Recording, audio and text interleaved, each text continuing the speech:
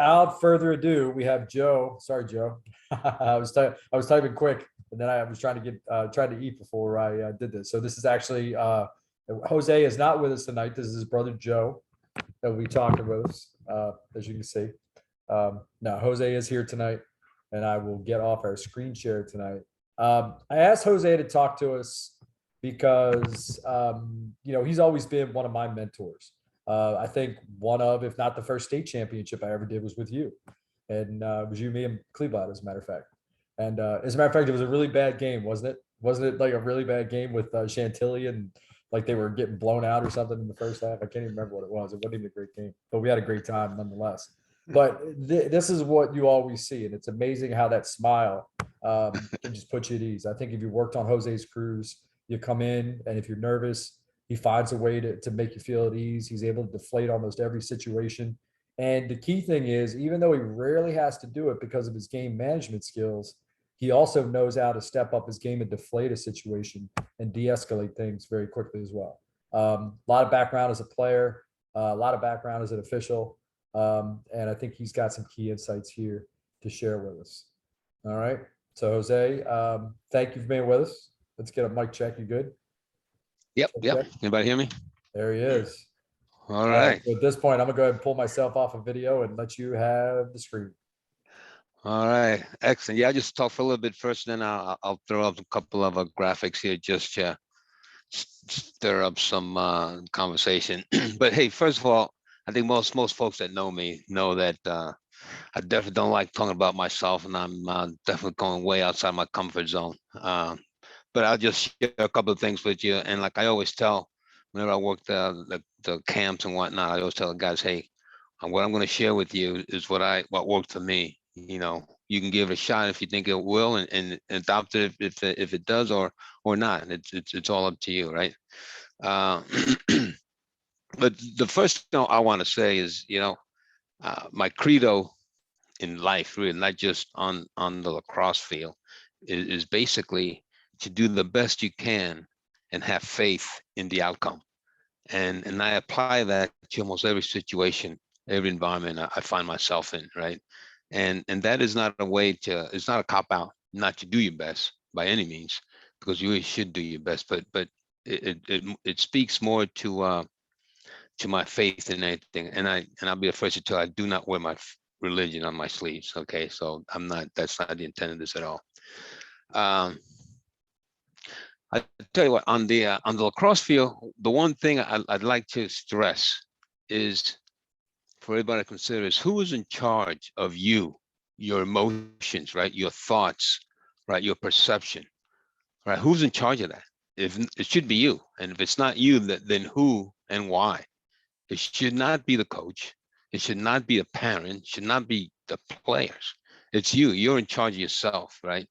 And if you're not, I think we got bigger issues than than on the lacrosse field, right? Um, and I'll tell you, there are so many different scenarios that we find ourselves in as officials. Whether it's every coach is different, game situation is different, right? But the one common factor is yourself, is me, right? And that I can't control. I can't control those other factors, but I can't control myself and my emotion, my perception. And that's what I always strive to do. I'm not going to get into the whole dependent versus independent variables. That's all philosophical stuff. I'm not going to go down that road because that's just white noise, and I think that most folks know that anyway. But one thing I really think that we as an official body need to realize and stress is that we have the final word, right? Uh, we have the power of the flag. We are the leaders on that field, really. We control it. So if we have the final word, why should we get flustered by somebody else yakking and trying to bring us down? We've got the final word, right? So don't let that white noise get you down. Just maintain your word to do all and adjudicate appropriately. you know, one other thing that I learned early on is stress, right? We don't need stress. Fishing on the field is supposed to be exercise, a little bit of beer money, right?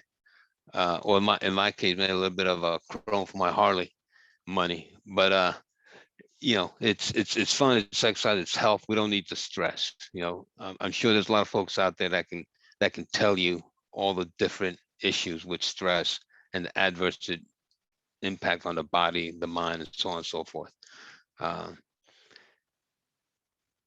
What else? You know, as far as the stress, this is another one of my pet peeves, right? To me, I can tell a coach what I saw and rationale for my call or no call, right? And once I do that, as far as I'm concerned, I've done my part. Okay, so I'm at ease with myself. Now it's up to that coach to accept it, right? And if he doesn't accept it, let him be the one that's stressed, not me. I've done my part, so I'm good. I'm good to go. I'm not going to stress over it. Getting a little bit further down now, as far as the on I'm trying to see the best way to. I don't want to be too condescending here, but as far as the old saying, get more done with a carrot, with honey than with a hammer, and I think everybody wants to start out that way, and so do I. And I mean, there are guys out there I know that I've officiated with that. Hey, I too have lost my temper on occasion. I try not to do it too much because it's just not worth it. But I know I have. So it's everybody does. Everybody has a point, but just try not to get to that point if you can help it, right? That's the biggest thing. One of the other things that I've learned, and again, I've been involved with lacrosse for a long time, and that is this. When you first start out, and this is more for a lot of the younger officials.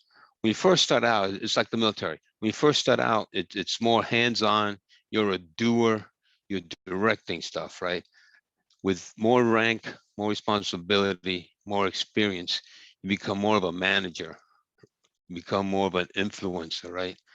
You lead. It's a doer versus an influencer. When you're young, you're doing like in a company grade for an army, a company grade officer, that platoon leader, he's doing stuff. He's leading, right? Once you get up to a colonel, brigade commander, or general, you're not doing things. You're mentoring, you're leading, you're influencing, you're shaping, right? So I try to employ that same concept on the field, less direct, more influential. That's I did a Georgetown master's program, executive master's in leadership 2 years ago, and one of the books, if anybody's interested, that I thought was pretty good is the book Nudge, Nudge, Nudge. It's by Thaler and Sunstein, and it's good because it tells you how to help shape a response, right? Uh, Basically, being a little bit of empathy. That's a big word, right? Empathy. Yeah. Okay. I'm gonna kill somebody. Hell with that empathy crap, right? That's how I feel sometimes. But you can't do that. Uh, um, one thing that me personally, I truly feel that I do not have to prove anything to anybody, especially on the lacrosse field. I really don't. I just don't. And I hope everybody as an association, every official out there that's wearing stripes feel the same way. Don't ever feel you have to prove anything. You just call a game, be confident in your game calling. You don't have to prove anything to those coaches, to the fans, to the kids. Um, because I tell you, I'm very secure in what I've done and accomplished on and off the field. So I'm good. Uh, the other thing I tell you from my perspective, and I'm just going to throw a lot of stuff at you, and you can just pick one or two nuggets if you think it fits or you want to use it.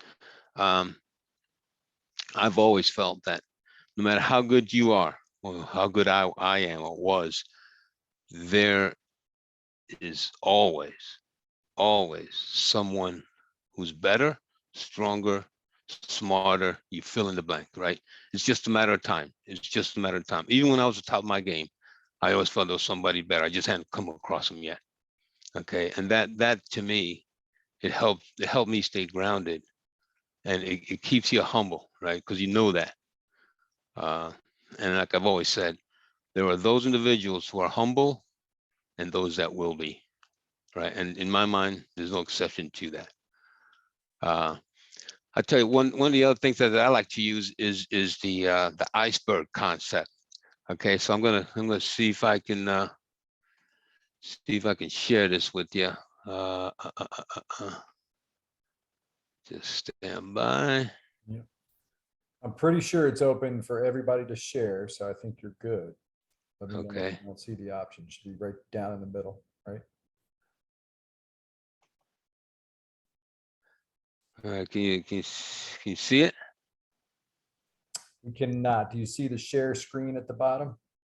Yeah, I clicked on it and it did So not. click on that and then search for the window you're trying to do it, and then hit enter in the bottom right. It's going to give you a preview of all the windows you have open. Host disable participant screen sharing. All right, that'll do it. That would be all right. So it's on me. So I thought we had those set by default. If anybody knows off the top of their head where that setting is and can help me find that real quick. Multiple, one participant can share at a time, host only, all participants. I got it. Hold on. You should be, all right. You should be good to go now. Okay, gotcha. Okay. All right. So let's see. There you go. So Something's coming. there you go. Can you see it?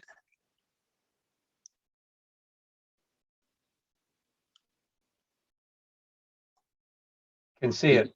Can you see the iceberg? Yep. Okay. All right. So you can see so the iceberg here, right? So to me, it's the top of the iceberg is the call, right? The decision, right?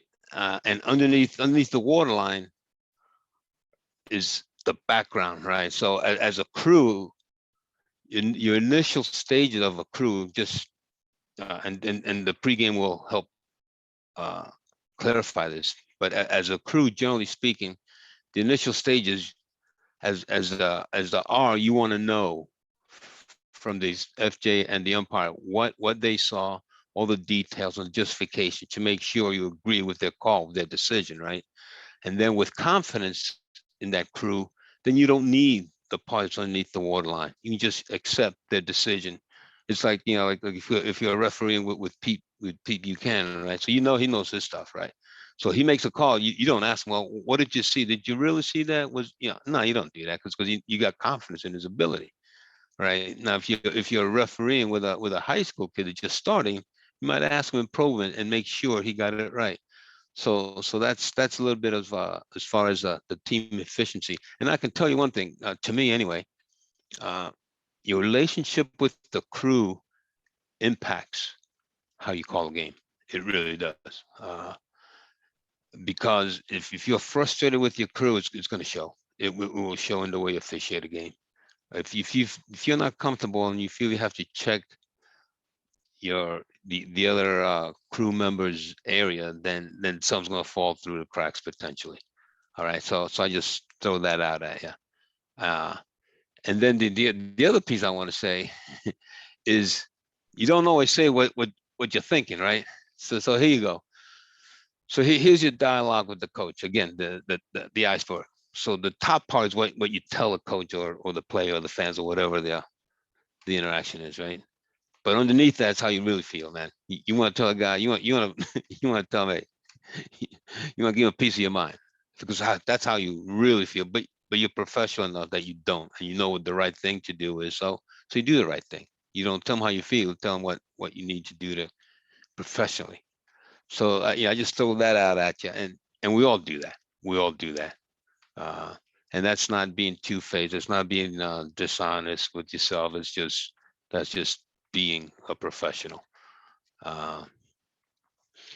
What else we got? Let me see. Jose, if I could jump in for a second, Yeah. the iceberg graphic, we've all seen it used in a variety of different professional settings, but one thing I thought of when you showed the one before about the decision-making process is that when we start off as officials, that visible part of the iceberg is going to be a lot higher. People are going to see us thinking through it, and we're going to stumble through those processes, and we're going to hesitate when we make a call, and really show people sometimes that we're not sure of what we're calling. And that's part of the process that happens. But what happens as you get better and you get more experience is that what you see drops down further. So many things happen so quickly under the surface that people don't even realize you already went through that thought process. You just did it at lightning speed and can make that call and be comfortable with it. So I think that's a phenomenal analogy. I love that. Yeah, yeah. No, I really like the iceberg concept in a multitude of environments and problem sets, if you will.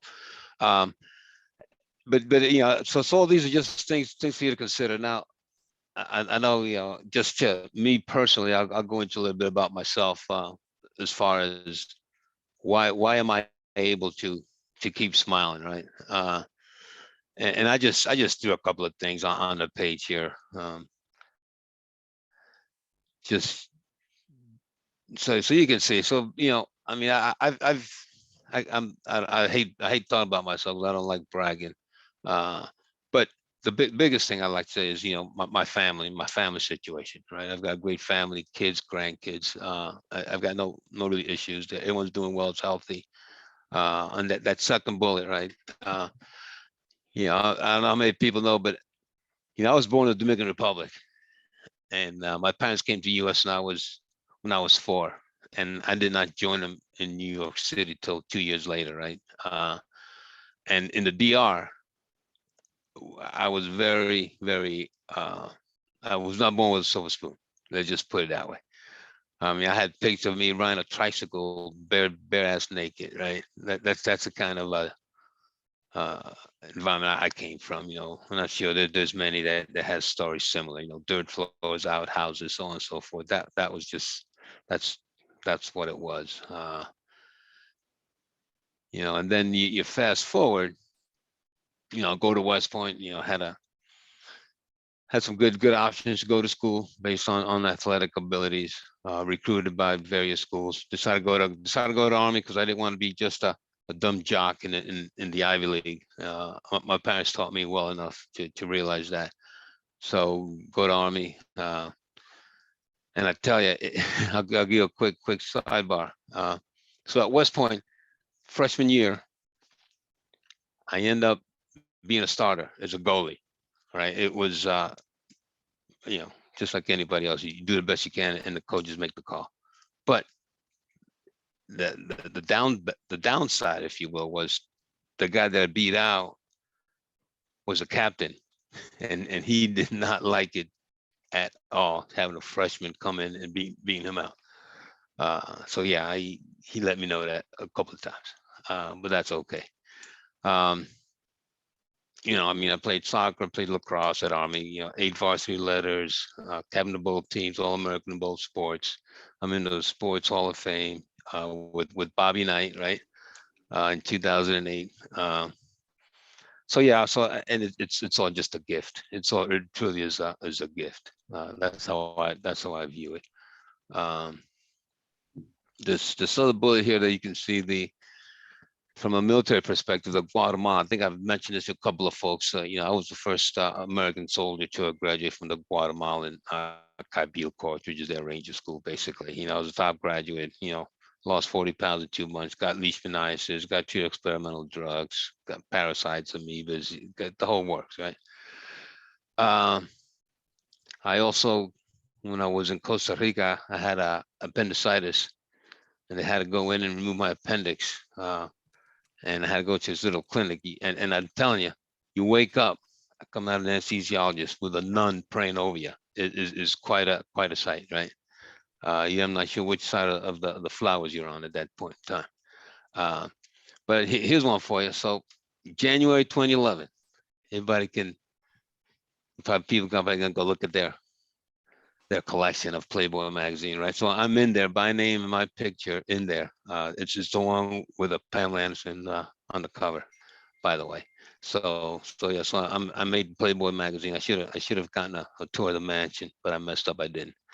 Um, what else have I done? And this is all just to show that. Wait. Hold on. Go back to why were you in Playboy magazine? What were you in there for? Well, what it was this guy Tony Schaefer. Tony wrote a book when we were in Afghanistan in 2003. He wrote a book, and the army. It was a big legal battle, and the army said there was classified stuff in the book, so they bought out all 10,000 copies of the book, and they redacted the book. And in the original book, I was in there to name and a picture and all that, because I didn't care. I was retired, right? Uh, but then the redacted, they changed my name, and they redacted the book so much that it wasn't even worth reading. So then the Playboy magazine, Peter Lance was the author of the article. He took up the cause and wanted to write a story on it. So that's how I got in the Playboy. So he interviewed me uh, for that article. And that's what it was. So basically, it was for Tony Schaefer issue with the army leadership and the Afghanistan deployment and information. Yeah, because nobody heard what you said like during the first 5 bullets because they were on their phones trying to Google you for Playboy, and I know everybody was doing it. They were trying to figure out if they could find the picture, see if you were a centerfold or what you were.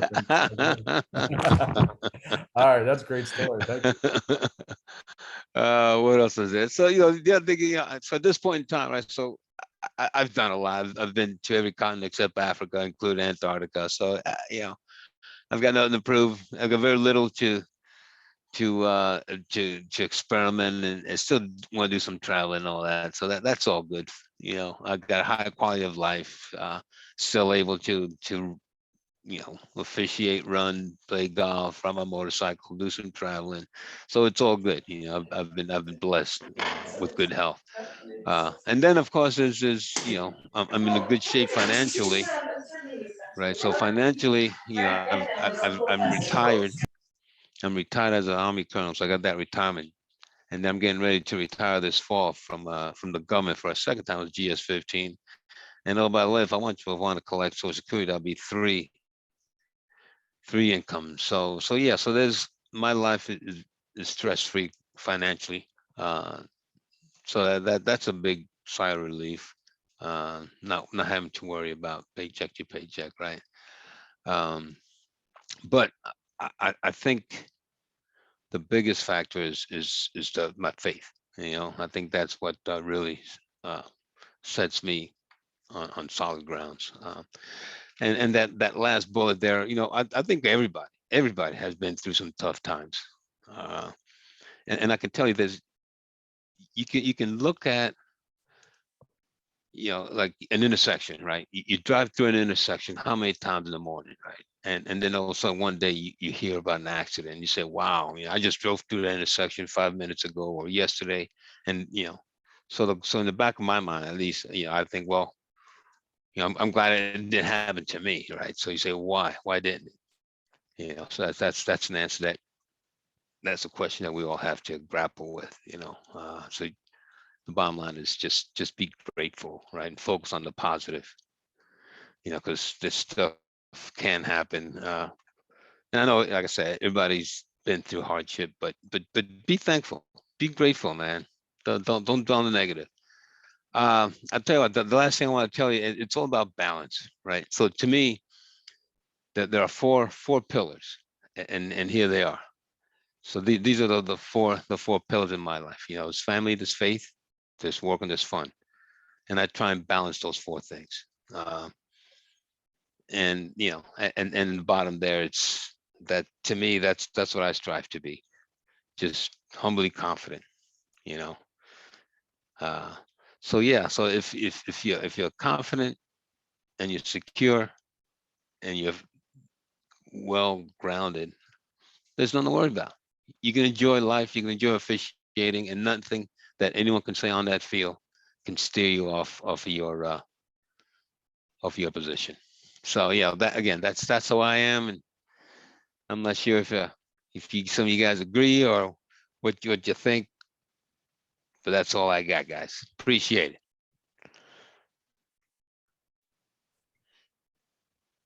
All right, Jose, thank you so much for all that.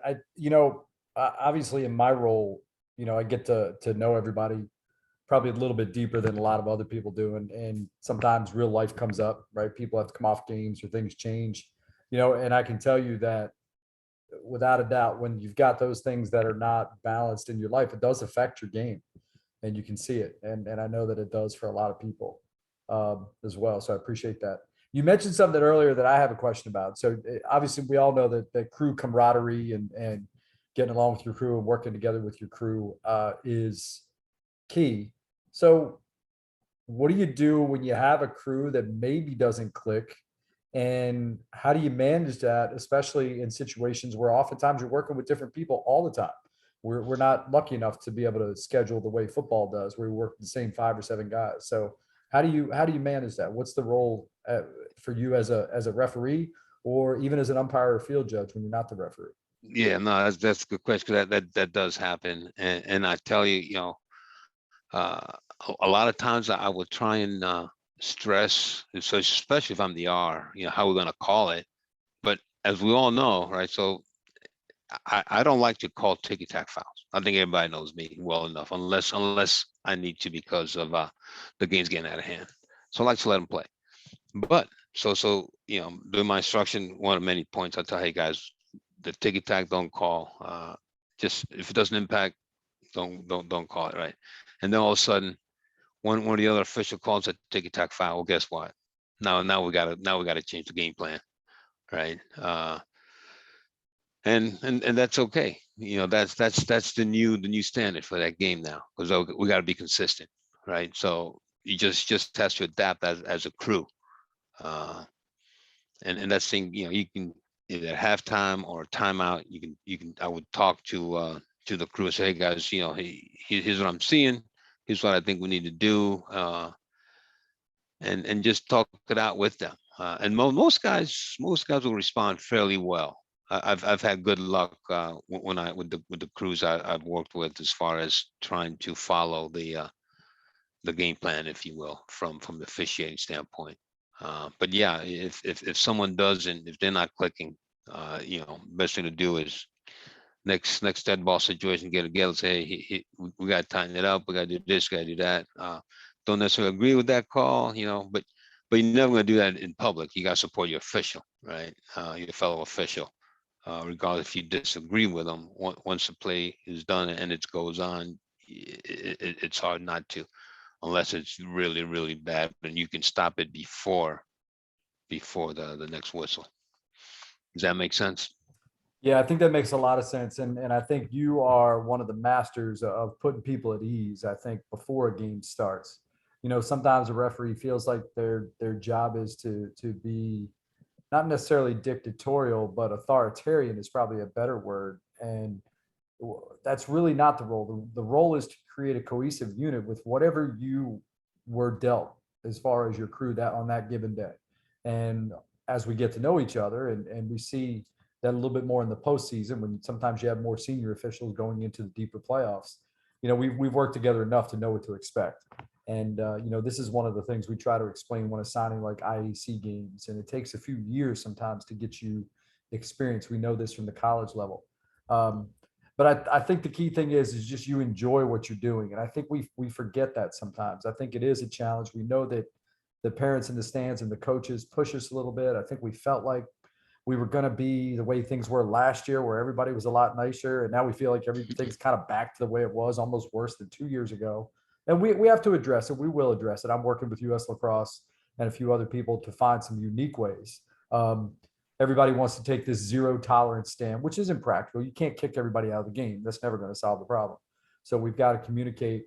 But again, I know, just from experience, having you as a referee when I was a coach, and then just watching you work, you can deflate a situation.